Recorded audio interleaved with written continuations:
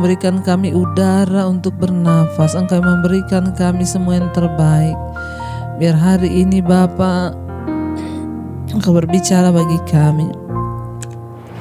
Sampaikan isi hati-Mu bagi setiap kami, agar kami boleh menangkap dan mendapatkan sesuatu dari firman-Mu Tuhan. Urapi hamba-Mu yang tidak ada apa-apanya, urapi setiap kami. Di dalam nama Tuhan kami Yesus Kristus, kami membuka hati bagi kebenaran firman-Mu. Haleluya. Amin, amin, amin. Iya, shalom saudara. Saya percaya kita semua bangun dengan tubuh yang sehat ya. Buat yang baru bergabung pagi hari ini, kita akan sama-sama baca firman Tuhan. Ya, dari Roma pasal yang ke-8, firman Tuhan Roma pasal 8 ayat yang ke-12 mulai. Jadi saudara-saudara, kita adalah orang berhutang, tetapi bukan kepada daging supaya kita hidup menurut daging. 13, sebab jika kamu hidup menurut daging, kamu akan mati. Tetapi jika oleh roh kamu mematikan perbuatan-perbuatan tubuhmu, kamu akan hidup. Ya, saudara yang terkasih, firman ini berkata, sebab kita ini adalah orang-orang yang berhutang. Ya, tetapi bukan kepada daging, ya, supaya kita hidup menurut daging, tetapi kita berhutang kepada roh. Ya, dan firman Tuhan bilang, jika kamu ya menjadi satu roh dengan roh Allah, maka kita adalah milik Allah. Ya, jikalau kamu hidup menurut daging, kamu akan mati binasa. Tapi jika oleh roh engkau mematikan perbuatan dagingmu, maka kamu itu akan hidup. Ya, firman ini berkata kita ini adalah orang yang berhutang. Ya, hutangnya apa? Kita berhutang ya kepada Tuhan. Kita berhutang kepada Roh Kristus, Roh Allah, Roh Kudus.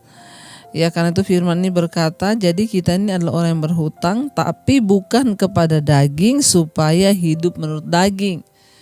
Ya, kita ini tadinya sudah jatuh dalam dosa, Tuhan selamatkan, Dia angkat saudara.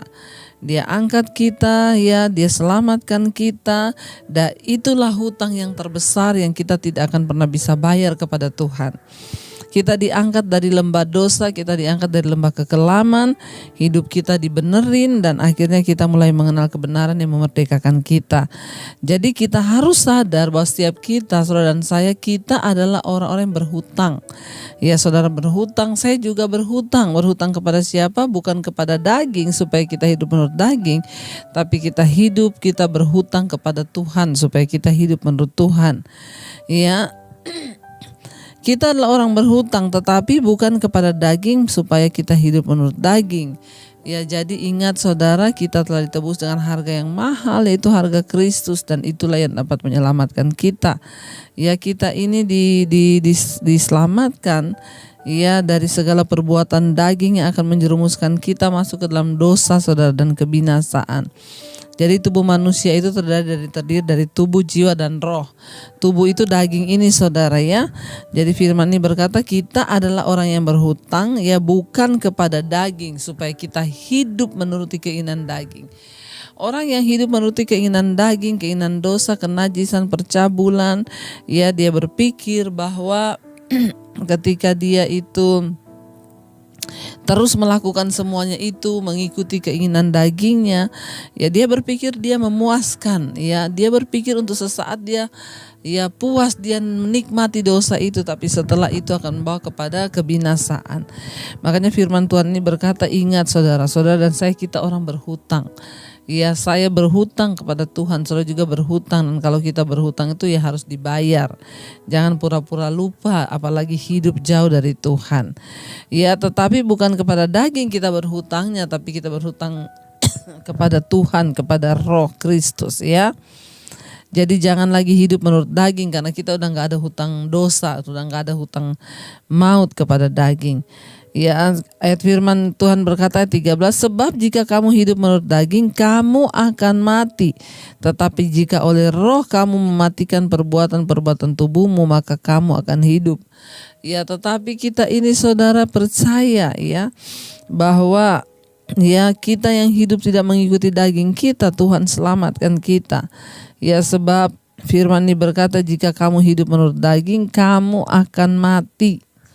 Ya, jangan ikuti keinginan daging kita, karena kita akan mati ketika kita ikuti keinginan daging kita.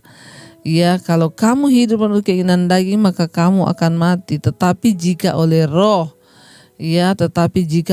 kamu mematikan perbuatan-perbuatan tubuhmu, maka kamu akan hidup, kata firman Tuhan. Ya, jadi saudara, Roh Kudus ada dalam diri kita. Teruslah kita undang Roh Kudus untuk membantu kita, terutama dalam peperangan melawan keinginan daging. Sebab firman Tuhan berkata, keinginan daging itu telah nyata: percabulan, kenajisan, hawa nafsu, nafsu jahat, iri hati, dan lain sebagainya. Dan barang siapa yang hidup menurut daging, kamu akan mati binasa. Tetapi jika oleh roh kamu mematikan perbuatan tubuhmu, kamu akan hidup. Bagaimana kita mematikan perbuatan tubuh kita dengan roh? Ya, harus menguatkan manusia rohani. Ya, dengan cara apa, saudara? Duduk di kaki Tuhan, banyak berdoa, banyak menyembah Tuhan, sehingga kita bisa menangkap isi hati Tuhan, saudara. Matikan keinginan dagingmu dan hidupkan manusia rohmu, supaya kamu dapat menang dan kamu dapat mengusir segala perbuatan jahat iblis dalam hidupmu. Ya, saya percaya, saudara, bahwa setiap kita hari-hari ini ingin terlepas dari ikatan dosa, ya, supaya kita ini mau sungguh-sungguh mencapai perkenanan Tuhan. Firman Tuhan ini cukup membuat kita hari-hari ini meninggalkan semua keinginan daging kita, supaya kita tidak binasa, yaitu percabulan, kenajisan, hawa nafsu, nafsu jahat, keserakahan, dan semua itu mendatangkan murka Allah atas hidup kita. Firman Tuhan bilang, sebab kalau kamu hidup menurut daging, maka kamu akan binasa. Tapi jika oleh roh engkau mematikan perbuatan dagingmu, maka kamu pasti akan hidup. Karena itu mari kita buang semua yang tidak berkenan di hidup kita, dan kita mau terus hidup di dalam perkenanan Tuhan. Mari kita akan renungkan firman ini, saudara. Kita mau terus percaya bahwa Tuhanlah yang pegang kendali atas hidup kita. Engkau tidak pernah gagal dalam rencana atas hidup kami. Tuhan, Engkau yang menentukan, Tuhan. Biar pakai hidup kami terus berkenan di hadapan Tuhan.